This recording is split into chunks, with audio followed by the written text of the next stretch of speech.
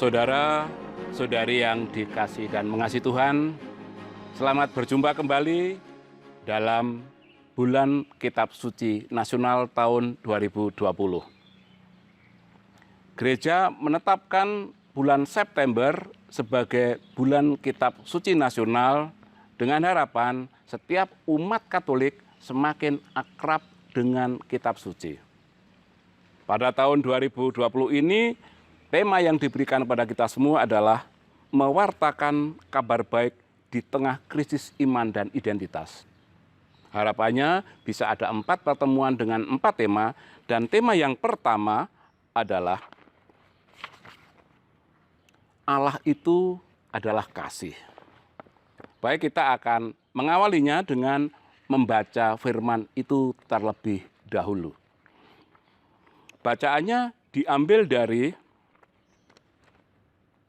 Surat pertama Yohanes bab 4 ayat 7 sampai dengan 21.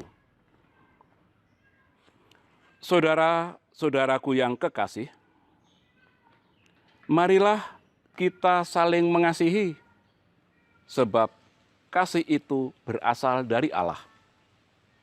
Dan setiap orang yang mengasihi lahir dari Allah dan mengenal Allah. Barang siapa tidak mengasihi, ia tidak mengenal Allah, sebab Allah adalah kasih. Dalam hal inilah kasih Allah dinyatakan di tengah-tengah kita, yaitu bahwa Allah telah mengutus anaknya yang tunggal ke dalam dunia, supaya kita hidup olehnya. Inilah kasih itu. Bukan kita yang telah mengasihi Allah, tetapi Allah yang telah mengasihi kita dan telah mengutus anaknya sebagai pendamaian bagi dosa-dosa kita. Saudara-saudaraku yang kekasih, jikalau Allah sedemikian mengasihi kita, maka haruslah kita juga saling mengasihi. Tidak ada seorang pun yang pernah melihat Allah. Jika kita saling mengasihi, Allah tetap di dalam kita dan kasih-Nya sempurna di dalam kita. Demikianlah kita ketahui bahwa kita tetap berada di dalam Allah dan Dia di dalam kita. Ia telah mengaruniakan kita mendapat bagian dalam Roh-Nya. Dan kami telah melihat dan bersaksi bahwa Bapa telah mengutus anaknya menjadi juru selamat dunia. Barang siapa mengaku bahwa Yesus adalah anak Allah, Allah tetap berada di dalam dia dan dia di dalam Allah.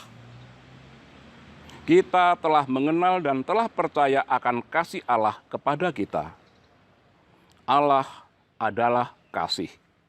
Dan barang siapa tetap berada di dalam kasih, ia tetap berada di dalam Allah dan Allah di dalam dia.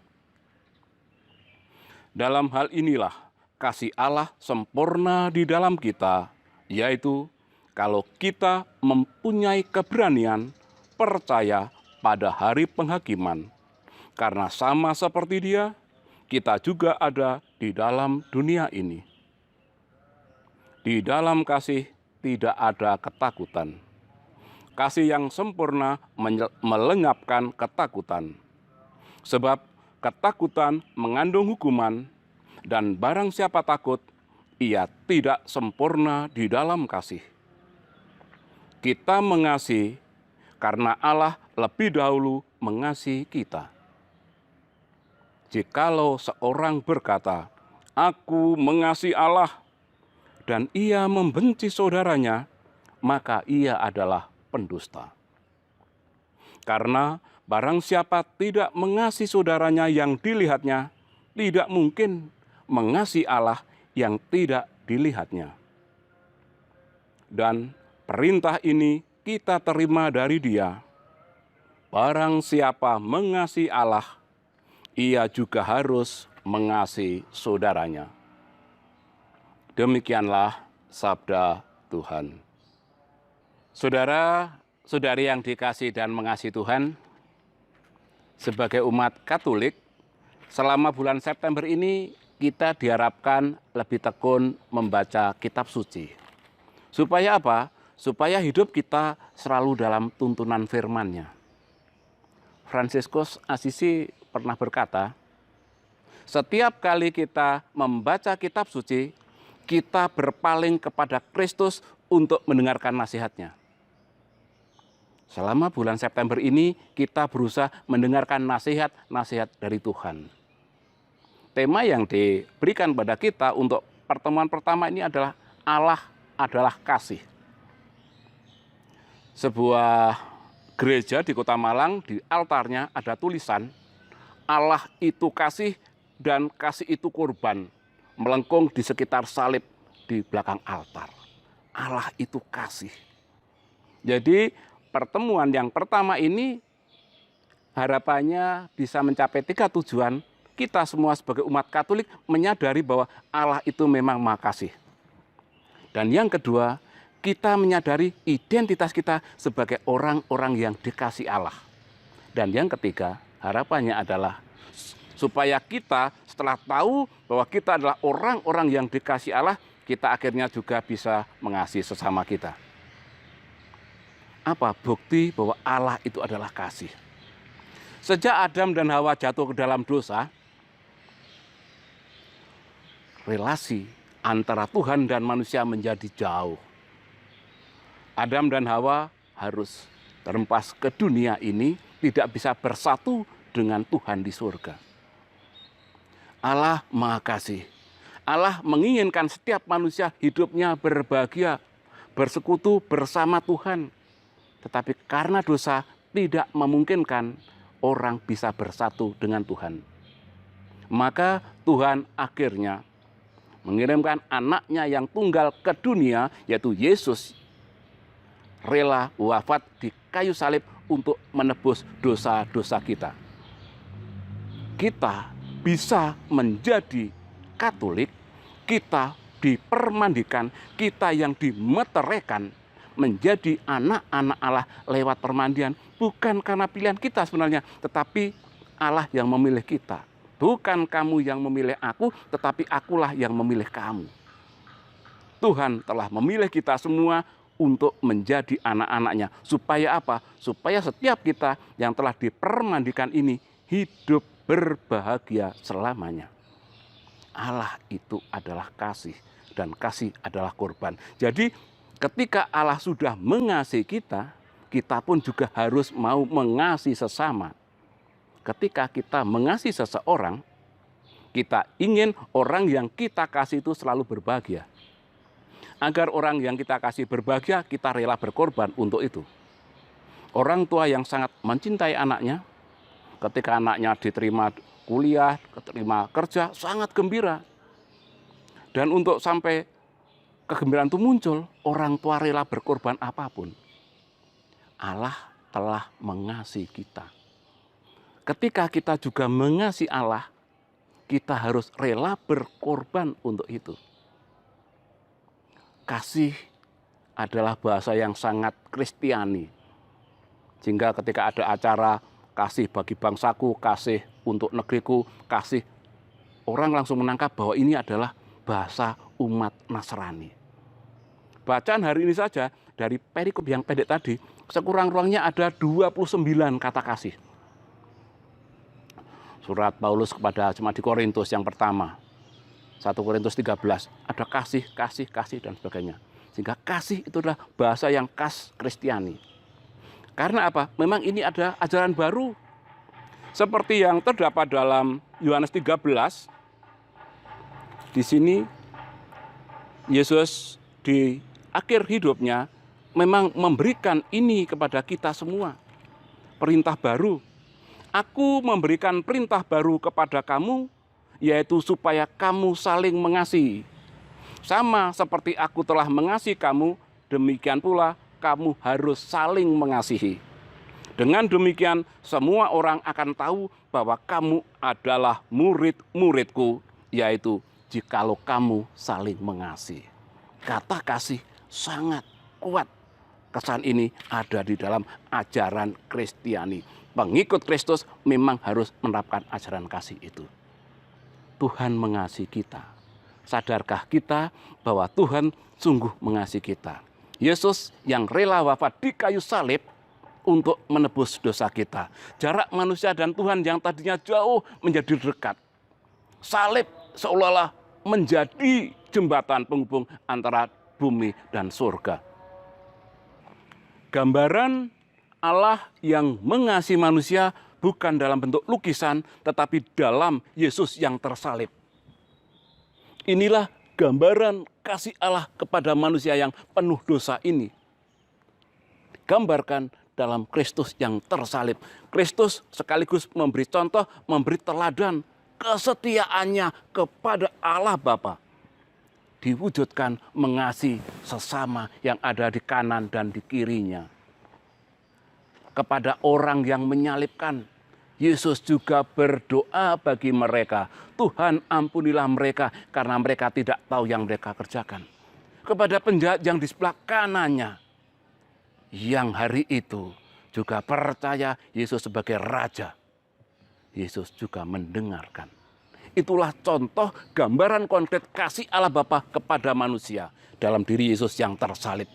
Cintanya yang total kepada Bapa ditunjukkan dengan ekspresi cinta kepada sesama. Itulah yang harus kita sadari. Kita harus menyadari bahwa kita adalah orang-orang yang dikasih Allah lewat penebusan Tuhan Yesus di kayu salib. Contoh dalam ilustrasi seperti ini. Ada seorang gadis, dia sering marah kepada mamanya ketika mau melakukan sesuatu dilarang. Ingin dibelikan sesuatu tidak boleh. Akhirnya gadis ini marah dan meninggalkan rumah. Dia meninggalkan rumah berjalan begitu jauh. Setelah begitu jauh, dia merasa lapar, berhenti di tepi jalan. Di depan dia duduk ada seorang penjual mie. Dia saksikan betapa nikmatnya orang makan. Ingin membeli tapi dia tidak punya uang.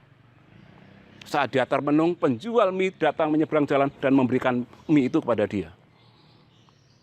Dan anak itu mengatakan, saya tidak punya uang. Oh tidak, ini gratis untuk kamu, silahkan dimakan. Anak itu makan dengan lahapnya, sementara itu penjualnya menyeberang lagi. Ketika mie sudah habis, penjual mendatangi gadis itu dan bertanya siapa dia dan dari mana dia. Akhirnya gadis itu bercerita apa yang sedang terjadi. Dan akhirnya dia berkata, terima kasih, Bapak begitu baik hati. Dan Bapak penjual mie mengatakan, satu kali saya berbuat pada kamu, kamu sudah mengatakan saya orang yang baik hati. Mamamu yang hidup sendiri itu berbuat baik begitu banyak pada kamu. Saat melahirkan kamu bertaruh nyawa. Ketika kamu sakit, mamamu yang menangis, mamamu yang menunggu kamu. Ketika kamu ingin sekolah, mamamu banting tulang supaya kamu bisa sekolah. Dan kamu tidak melihat betapa mamamu sangat mengasihi kamu. Gadis itu mulai menyadari bahwa memang mamanya sangat mengasihi dia. Air matanya mulai bercucuran. Dan bapak penjual mie minta dia supaya segera pulang. Awalnya dia takut, tapi akhirnya dia pulang. Begitu sampai di rumah, mamanya langsung mendekap dia. Anakku, kamu kemana saja? Mama gelisah mencari kamu. Mama sangat mencintaimu. Setelah itu anaknya juga merangkul mamanya dan mendekap mamanya sambil mengatakan, maafkan aku mama. Setelah itu, gadis itu berubah menjadi anak yang penurut, anak yang baik. Mengapa?